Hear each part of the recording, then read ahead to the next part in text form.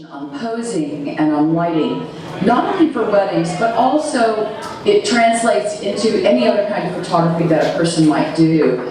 You see, I believe that all photography is the same. In other words, the way that I approach wedding photography is exactly the same way that I approach my portrait photography as well. And so my mindset is that the person who is going to take my course, even if they never wanted to shoot a wedding, they would still get a great deal of valuable information.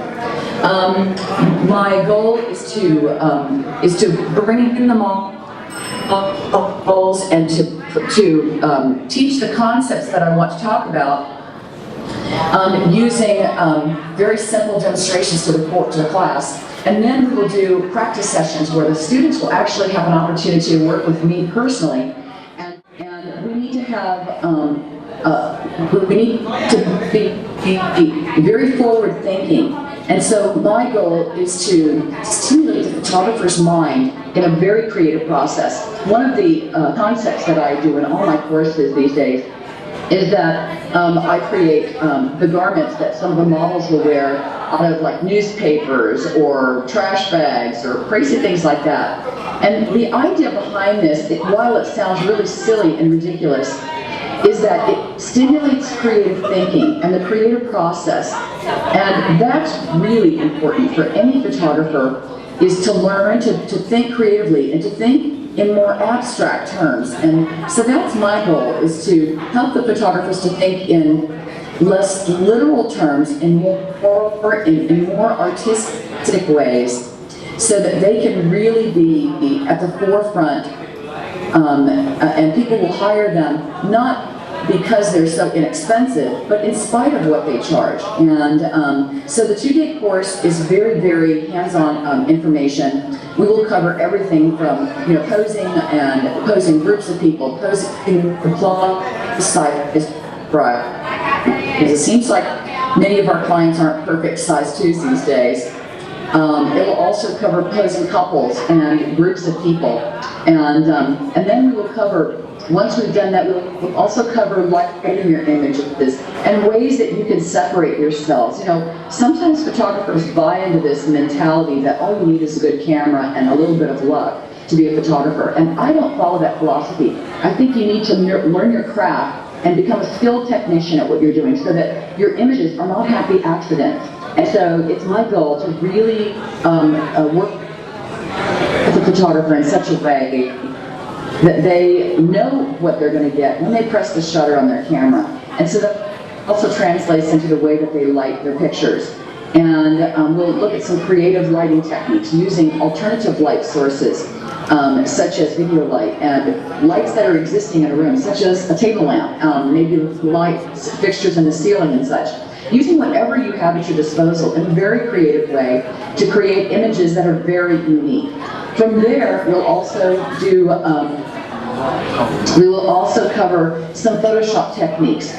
Not heavy-duty Photoshop techniques, because I'm not a hardcore person when it comes to Photoshopping my images.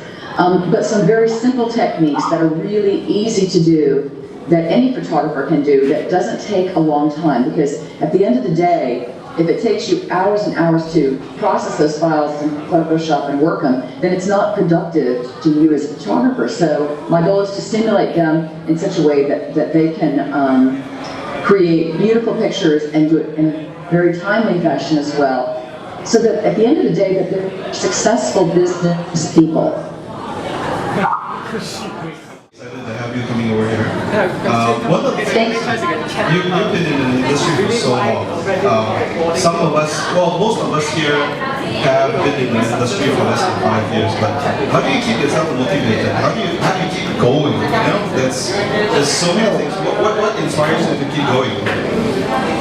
That is such a good question. I have to say, what keeps me going is that I'm always on the search to reinvent myself. I never use the words, "I'll never do that." In other words, I never say, "Oh, I'll never photograph families," "Oh, I'll never photograph children," "Oh, I'll never, photograph pets or boudoir or whatever." But I'm always looking to push myself, and I'm not afraid to make mistakes. I actually love the mistake, because mistakes help you to grow, and they really help you to to be able to do something that you've never done before. So I think that's the biggest thing for me, is that I'm absolutely not afraid to make a mistake. I figure, I've made a fool of myself a bazillion times, so one more time isn't going to kill me. And I embrace trying something new. And I think that's one of the things, right now my little passion is creating the garments out of newspaper and stuff, because it makes me think in a different way. It makes me think a bit quirky, I guess that the right word is for me, is it makes me think in a little bit of a funny, weird kind of way. And I love the way it has stimulated my creative process. And at the end of the day, to me, it's not where I've come from that matters. It's where I'm going. And see, for me, I'm never at the top of my game. I'm never at the top. I don't want to be there. I want to be on the way up, because once you cross over the top and you're at the top of your game and you start buying into that mentality, then you're screwed, because there's no place to go but down. And so for me, every picture that I take, I think looks like trash. And I go, oh crap, I wish I did it this way or that way. But I think that's a good thing, because it keeps me focused on where I want to go. And I use every picture that I take as a stepping stone of where I want to go in the future. And I'll tell you, the other thing that has really helped me is that I don't buy into negative talk.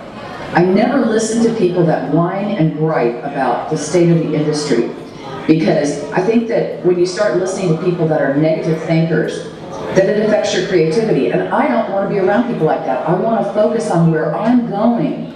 And so I never listen to people when they say, well, that won't work here, or you shouldn't do that because you're never going to make a living doing it. They used to tell me that when I started in photography, was, oh, you'll never make a living as a photographer. Women can't do that.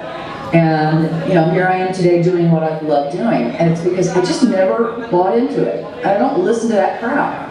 So I hope that helps.